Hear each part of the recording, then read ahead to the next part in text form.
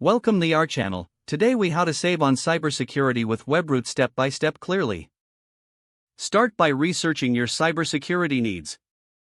Identify the specific threats your business or personal data faces. Visit the Webroot website to explore their cybersecurity solutions. Compare different packages to understand which features suit your needs. Consider a trial version to evaluate how Webroot adapts to your environment. Create an account on the Webroot platform for trial access.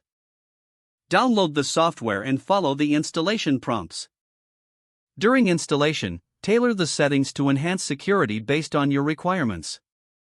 Run an initial scan to identify any existing vulnerabilities on your system. Utilize the dashboard to monitor real-time threat detection. Make use of Webroot's password manager to securely store your passwords. Take advantage of Webroot's identity theft protection features. Regularly update the software to ensure it remains effective against new threats. Set up automatic scans to maintain ongoing protection. Review and adjust your security settings periodically based on new risks. Explore Webroot's customer support for any questions or troubleshooting. Stay informed about cybersecurity best practices through Webroot's resources.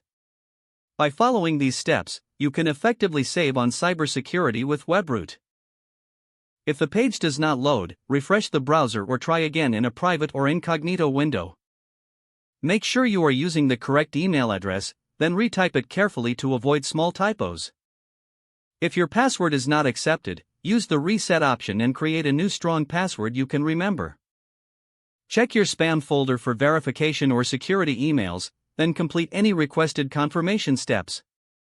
Enable two-factor authentication if available to improve account security and reduce unauthorized access risk. After signing in, review your profile details so your contact information and settings are accurate and current. If you see an error message, note it down and try again after restarting your device and internet connection. Log out when you finish, especially on shared devices, to keep your account and payment information secure.